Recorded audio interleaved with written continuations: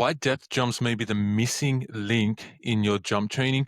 Most athletes, they focus heavily on strength. They track their strength training. They're getting stronger. It's quite simple and straightforward. But most athletes are simply not training in the correct way to get more elastic, to improve their reactive strength, to improve the speed of which they can redirect force. That is a very important quality if you want to maximize, or arguably a more important quality if you want to maximize your athleticism and jump your absolute highest. And depth jumps are an amazing tool to improve this quality, and a very scalable and trackable tool to improve this quality. And one of the only exercises that can do that in a way that's convenient and I guess reliable as well. So, Tom, you're doing depth jumps at the moment, and you've been doing them for a little while. Why are you using them, and what have you noticed since you've been using them? Now, yeah, a lot of people would know that plyometrics for myself haven't really been much of a staple in my own training. We kind of went over that in one of the recent podcasts as to why that is. But yeah, it's only been like 2 months of trying plyometrics and adding them into my program. I've never done them before, and I really like them because they're very scalable and there's lots of different varieties you can go for. Where you can focus on ground contact time, you can focus on just restricted jump height. Obviously, you can change the box height, all that kind of stuff. So I've liked them so far. I think it's a little bit too early to tell if they've made me more bouncy.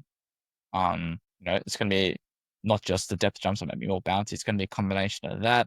Obviously, continuing to get my jump reps in, continuing to get stronger. I hit a squat PR recently, so it's just I don't know the best way of putting it. It's just adding extra elements in to make me jump higher eventually.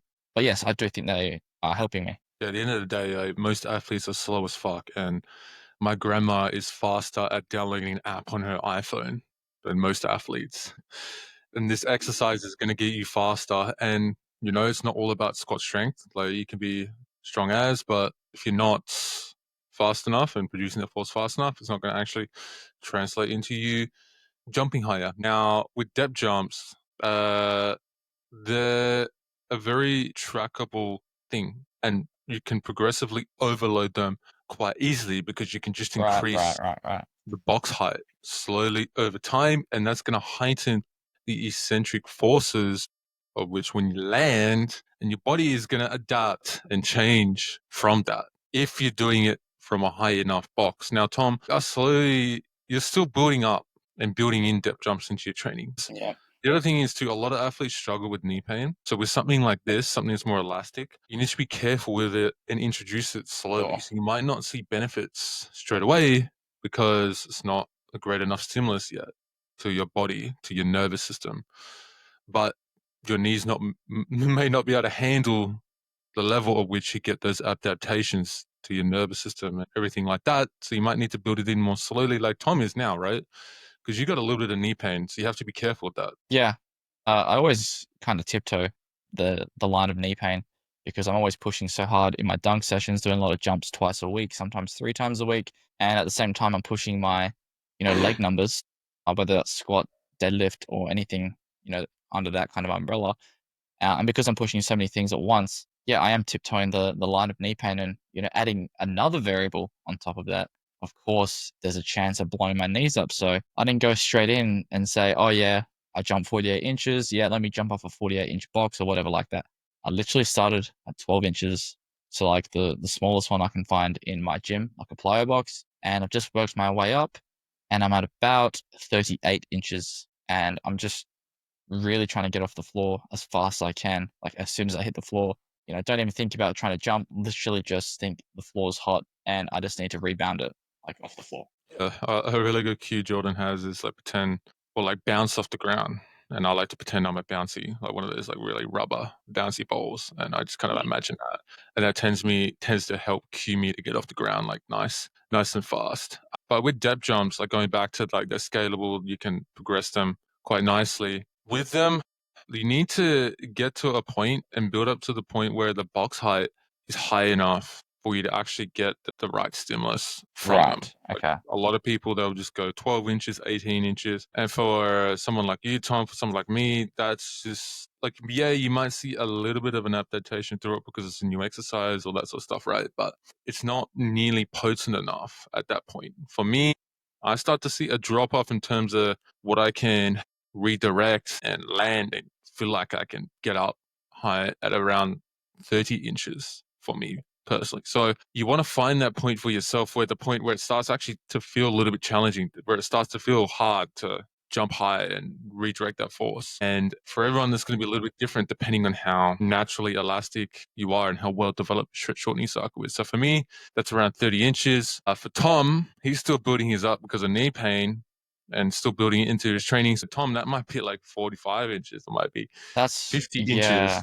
So something very interesting has happened where I mean, obviously, like when it was like 12 inches, it's very hard to tell, like, how much is impacting. But from like 24 to where I am now at 38, it's almost like the higher the box, the higher my rebound jump is.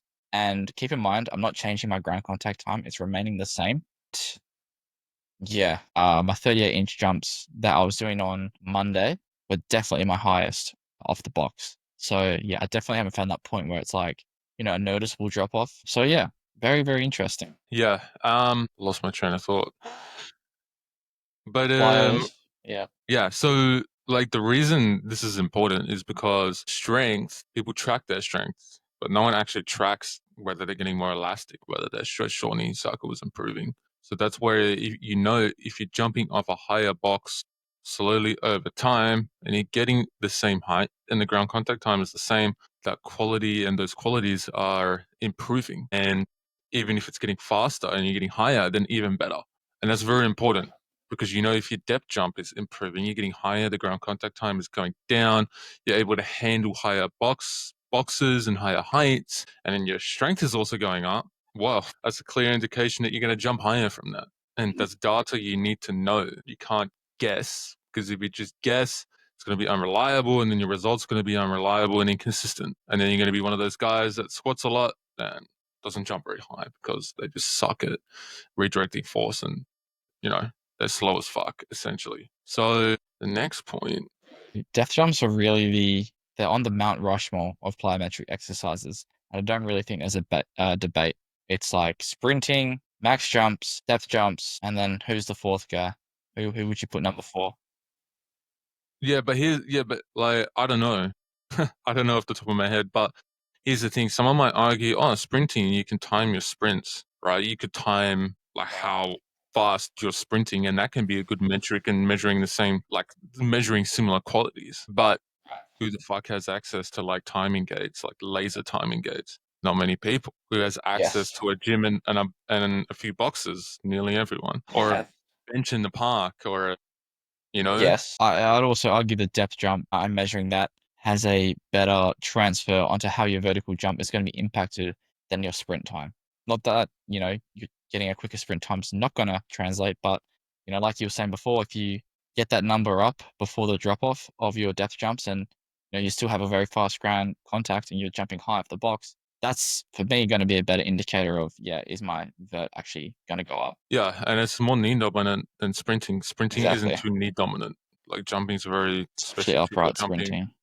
Yeah. Yeah, like so you're getting the adaptations through your quadriceps and your patella tendon and quad tendon and everything. All that architecture around the knee as well. Whereas sprinting, you're still getting that obviously, but not to the same extent. You're not going into as much of a knee bend, and also it kind of depends how you're doing the depth jumps as well. So it's a little bit kind of depends on the person, but generally you're hitting the knee more so than sprinting, and you're also hitting the Achilles in a depth jump quite a lot as well too. So yeah.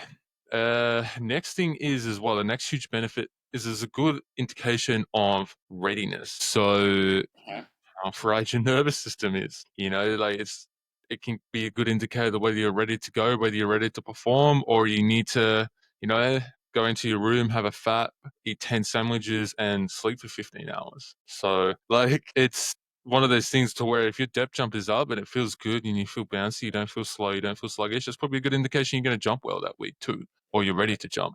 And it can be an indication of whether you're trying to peak as well, whether that's working or not. Also, jump sessions do the same thing too. It's probably a better indication how you're jumping as well. But Yeah.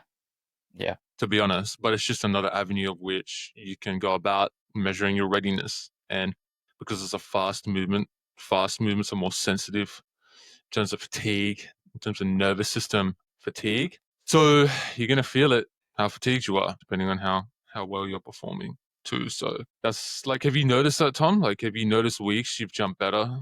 Your depth jump has felt better, or not really? I don't think I have enough data to confirm for myself personally, but I can only assume, yeah, if you're feeling good and you're feeling bouncy, your reactivity is going to be up and you're going to be bouncing off the floor a lot better than you would if you're feeling sluggish, slow, fatigued, whether that's CNS or like muscle fatigue, doesn't really matter. You know, fatigue is fatigue at the end of the day, and you'll probably be jumping lower. I can't see a reason why they wouldn't be pretty correlated. You can, like, you to have a stronger indication, you'll need to do them on the same day you jump and prior to jumping, really, to be honest, to get that real clear. So if you depth jump, you feel bouncy, you feel good, probably a good indication you get to jump well on that day, and you can use it as kind of like a nervous system primer to kind of rev you up prior to jumping. I know you've done that for certain athletes training as Yeah. well, and it's actually worked quite well, right? Yeah. Yeah, no, it's definitely a part of some people's warm-ups. Not a lot of people at the moment, but you know, for certain people, it definitely can work. I wouldn't do it for someone who has, you know, knee pain. Just getting through a dunk session for some people is like enough and just the goal to survive that. But yeah, if you're fully healthy and you're one of those guys that's really pushing the boundaries of your genetic potential, sure, bro, let's get wired. That's the thing, guys. If you got knee pain, this is something you shouldn't be doing. This is for if you're 100% Knee healthy, pain and if you're speed not, run. yeah, yeah. If you already have knee pain, it's a speed run to get more knee pain. But if you're healthy and you're managing your training correctly, and yeah, it's something that you definitely should be doing in training. And it's, to be honest, something like I wouldn't be afraid to keep in your training year round as well. Like I know certain coaches and people were like, oh, it's like an an end of progression thing. You put at the end of like uh progression and in your training. But like it's something that I wouldn't be afraid of doing year round, because you don't want to detrain certain qualities, because if you start to get more elastic or less elastic, then you're going to end up jumping lower and you're going to feel worse. There's something to be said about keeping a certain level of that through the knee joint as well. Like I've noticed personally for me, when I take things out that improve my elasticity and shortening cycle, that are a little bit more of a deeper knee bend, then my jumping doesn't feel as snappy and I don't feel as poppy, for lack of a better term, when I go to jump. And for someone like me that is naturally slower, and if you're like the same sort of situation, it's probably a good thing to keep something like this in your training year round too. So argue that if you're putting in depth jumps once or twice a year, so like for one block, for one cycle, I'd argue that you're not actually going to get the benefits from it. One, because you haven't given the body enough time to see the stimulus. And two, it is a little bit of a skill to be able to do depth jumps. Because I remember the first time I did them, it felt a little bit weird trying to like time the rebound off the ground. But now it's gotten to the point where it's like fully natural. I don't need to think about it. And I can actually get a better stimulus from it. So I don't have to think about, okay, I'm about to hit the ground. Now I need to jump.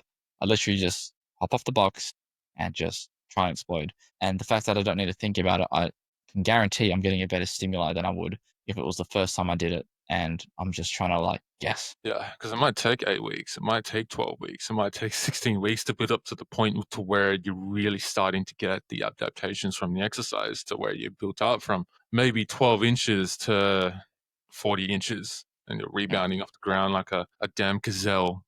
If anyone's seen a gazelle jump, like that, or kangaroo, similar thing. They just bounce like maniacs. And that's essentially what we're trying to get from an exercise like this, is improving that quality, so then we can do that as humans, obviously not to the same extent, but have that sort of spring-like effect when we go to jump. So a kangaroo is just doing depth jumps all day. Pretty much. Interesting. For distance, for height, doesn't matter. More like probably double leg Double leg bounds or hops, something like yeah. that. Double leg Unless they're going hops like or something like downhill or that. something. I've seen Yeah, kangaroos leap try and like hop downhill. It's very funny. forwards leaps all day. Yeah. Bro, imagine being so elastic that it's literally more efficient for you to hop than it is to like walk on all fours. That's insane. Like that's literally more energy efficient for them. It burns off calories. Yeah, no, That's it is quite insane. insane. That's insane. So if you guys are wanting help implementing this into your training correctly and periodizing it into your training correctly to ensure you don't get hurt and you actually get bouncy from it, there's a link down below where you can apply for coaching. If you want some amazing daily advice to your email inbox that people have implemented completely free, and you'll literally jump higher from just applying this advice. Plus, you also get a free workout that's also down below. And we hope this podcast gave you some insight and helped you out. And we'll see you in the next episode. Peace out, guys.